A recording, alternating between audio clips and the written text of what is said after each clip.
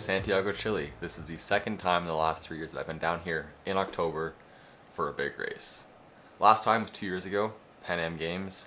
Some really good memories from that. Love this city, love this track. People here are great, and I'm excited to be back here for World Championships.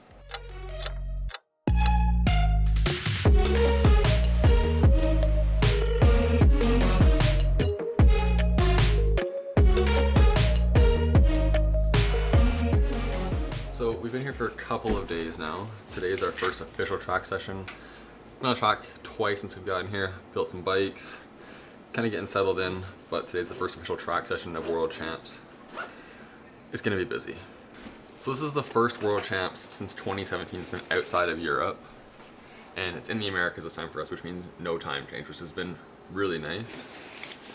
Normally we're in Europe for Worlds, 6-hour time change, which for me, is the worst time change. Of all the ones we travel to, the 6-hour time difference gets me every time and takes me almost a week to adjust to, which really does not bode well for competition prep when we fly in a week before.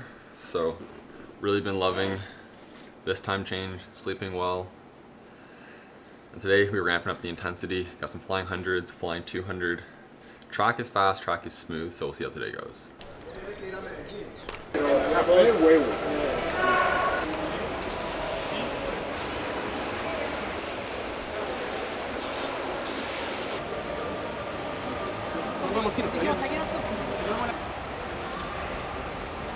I think one of the things that amazes me most about being here right now is that exactly 2 years ago the weather was extremely different. It was cold, overcast, a little bit misty. We were wearing winter jackets and sweatpants, and this year it's hot. So schedule for me this week is like every other race this year. Keirin and sprint, alternate for team sprint. So it is Sunday today, Keirin on Thursday, sprint on Saturday. So, gotta get ready.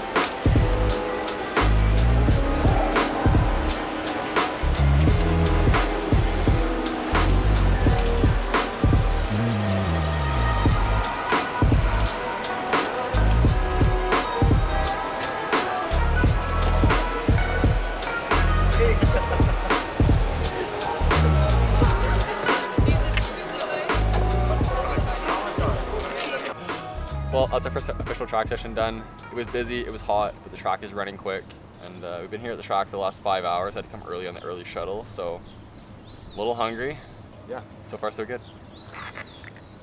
We've got a little lounging area. Never had this at a Worlds before.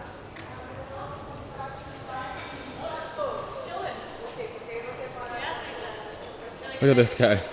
Vibes. Just chilling after a big track session, you know. Feeling good, feeling fast. It's pretty dry though. Is this my key or your key? I don't have my key. Well, good morning. It's cold in here. We got the early morning track slot, 9 to 10:30. Been up since 5 this morning. An hour-long bus ride to get here, which is the longest we've had so far. How you feeling? It's almost getting a little warmer in here. Sun's coming out. Yeah, I can feel it. It's cold. Now I'm feeling good. So how it works for World Championships and Nations Cup and really any race we go to is that each country's allocated time before training. You each get 90 minutes on official training days, and it's allocated by country. Here's the lovely chart. But basically the ECI adds up all the countries' numbers and distributes it evenly throughout a track session. So I believe there is A through G groups. So this is just the draw we got.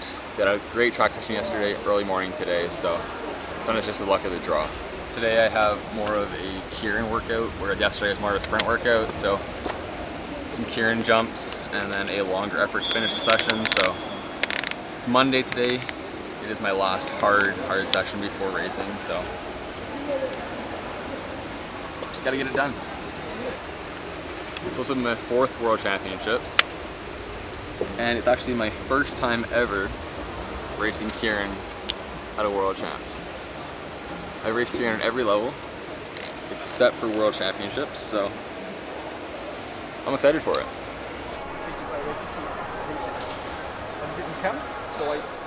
The guy in the Uber came and sent me. You know, I think it's extremely fitting that this is the season finale of the vlog. It's been a long year, from Nationals in Bromont to Nations Cup in Konya, and then down to Pan Am Champs in Paraguay.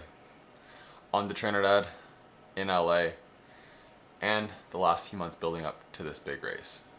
It's a long year. And if I'm being honest, I'm a little bit burnt out from even making these videos. So I'm not sure what this video is going to be. I have not been filming as much as I usually do at a race, which could be a little bit trouble when it comes to the edit. But I want to be totally honest with you guys and share what is actually going on here. I think that when it comes to making these videos, not only are they for me to document the race and share it with you guys, but it is a bit of a creative challenge for me as well. I love making videos, I love editing videos, and when the motivation for that drops, I feel like I am always sometimes putting out the same thing, and I want to be making them different, making them better. And sometimes I feel like when I can't do that, especially when I'm super focused on a race like this and focused on performance, I guess the camera kind of takes a back seat. And I'm someone that really wants to put out the best content possible. So I think at the end of the day, when I feel like I'm not happy with the video that I'm creating, it's harder for me to create those videos. So that's where we're at. I think the upload schedule on all social platforms for me over the last, probably the last 6 weeks has been a lot lower than what I'd like it to be. But I think that is due to a couple factors. One, just being how long of a year it was and how many videos we did make this year. Daily vlogging in LA did take quite a bit of toll on me, and I think I will actually never do that again. But as I've always stated, I do love the creative challenge. And no matter what, I'll put this video out, whatever it may be, because I think it's important to share the ups and downs. And one more fun fact, tomorrow's my birthday. The second time in 3 years as well that I'm celebrating my birthday in Chile at a big race. So, 26 tomorrow, and it's a rest day. Somehow I always manage to have rest days for my birthdays, so Frank, thank you.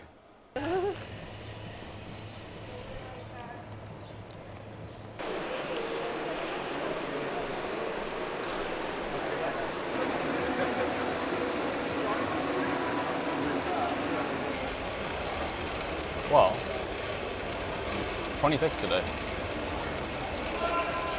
Just so happens that most years of my birthday, I get a rest day.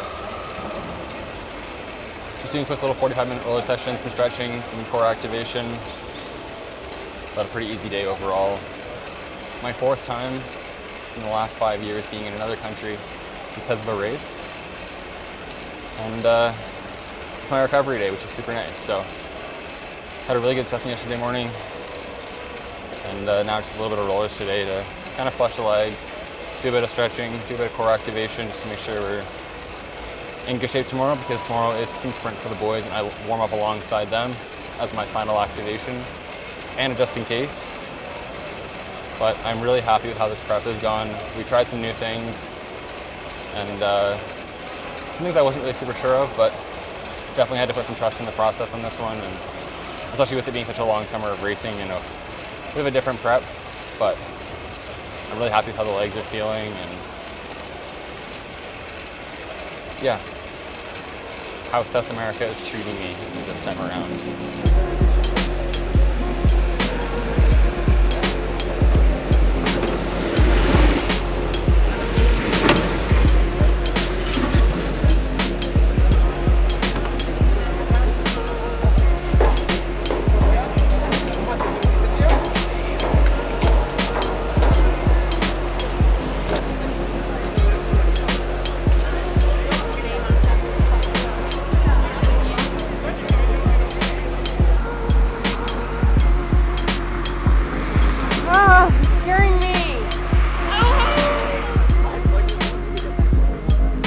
Champ, where are we going? It's an XO, fam. This is the evening motive. It's the XL motive.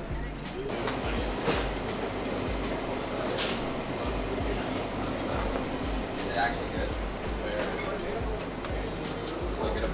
Came for drinks. Just give me a Wi-Fi signal.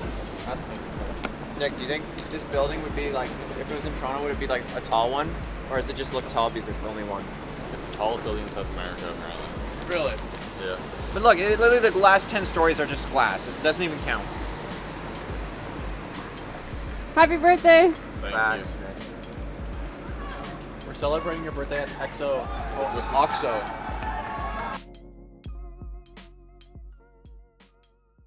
What day is it? It's race day. Wednesday. Team sprint. Well, all the work's been done, and it is finally race week. Team sprint today. Headed to the track with the boys for warm up and watched them go fast this morning, or this afternoon actually. A little bit later start. There's a lot of team pursuit this morning, so we are at the cafe now grabbing some lunch because our hotel won't start lunch early for us. So taking matters into our own hands. Have a little coffee, and then head over to the track. Okay, so this cafe is right outside our hotel. It's always very hit and miss. This is one of the worst days we've had, but Usually they have a little heart or something in there, but this is more of like what you would get if I made your coffee. the good cafe is a little too much of a walk for us sprinters, so we have to settle for this. Ooh, It's quite hot. that is hot. Morning. That's probably a 2 out of 10 coffee rating right there. It's really hot, but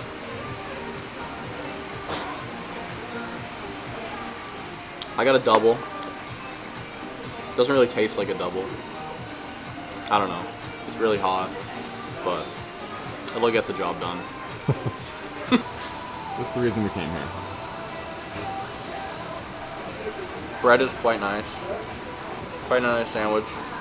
Not a big fan of this arugula, but this will be what I need to go fast today.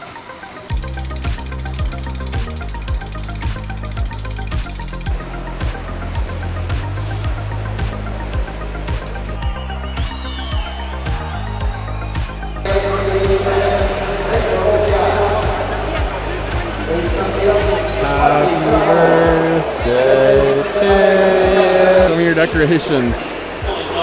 Courtesy of Serena.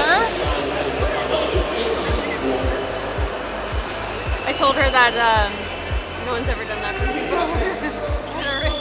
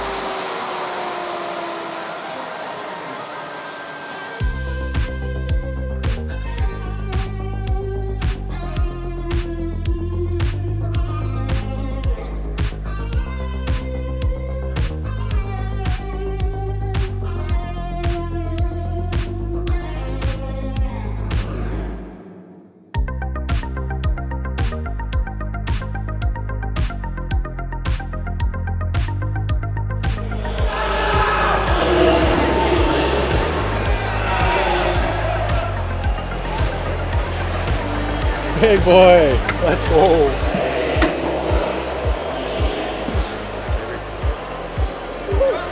Did the helmet It's the helmet. Did the helmet play a part? There's a big part.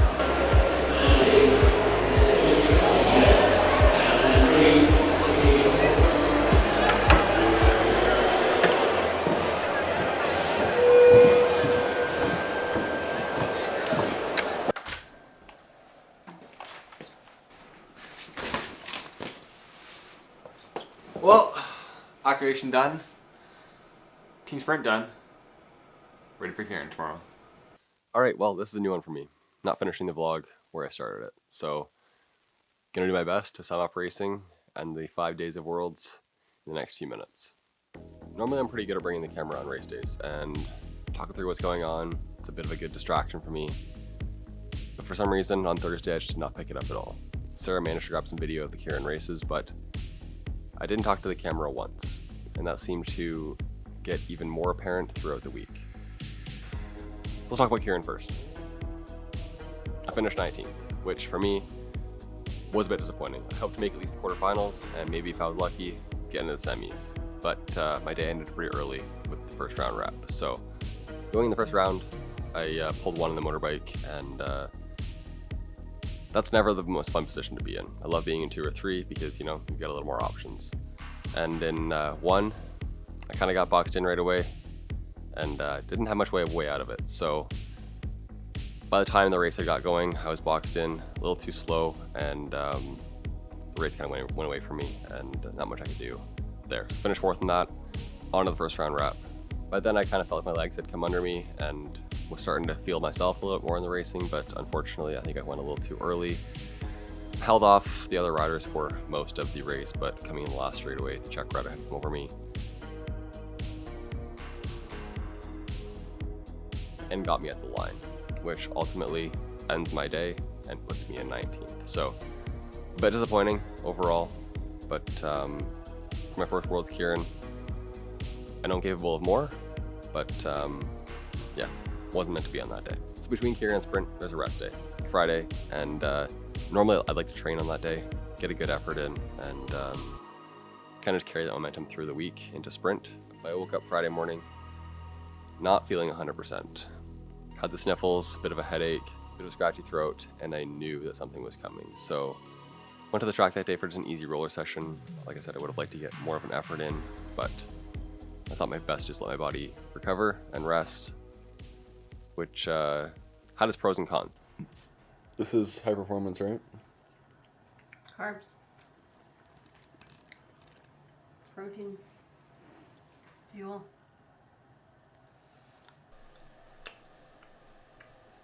Pre-sprint day. Snacking on some pizza. Fighting early stages of a cold.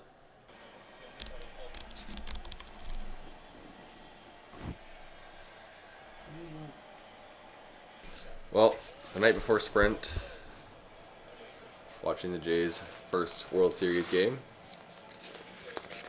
Paying hours before tomorrow, and as you can probably tell from my voice, I feel like shit. Not the way I want to be feeling going into tomorrow, but that's what we got. Alright.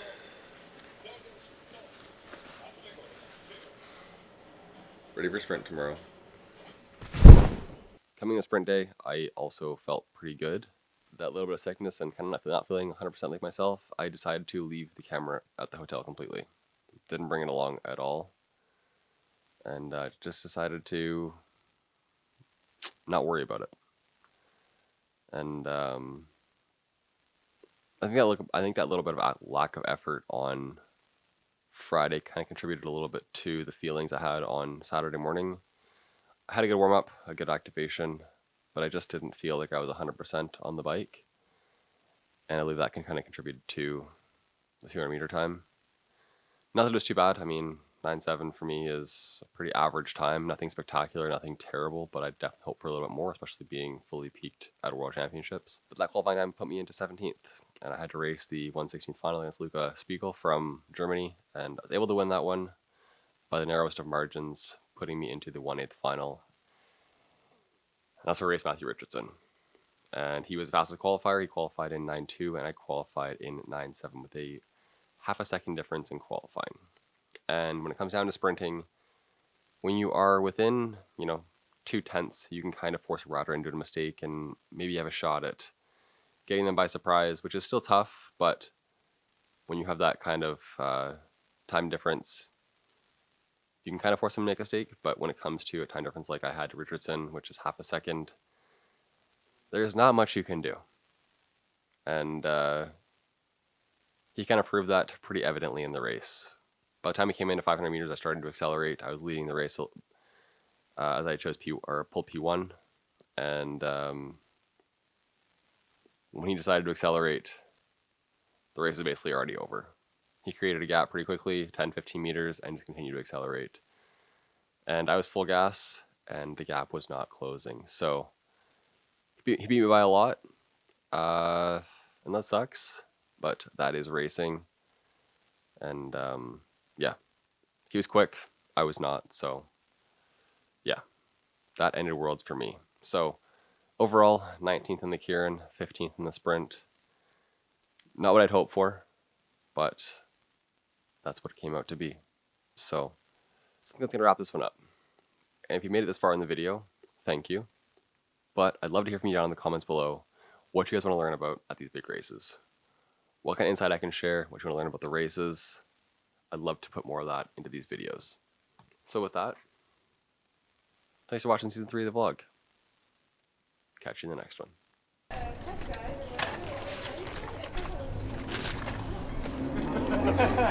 You get through the whole trip, you're like,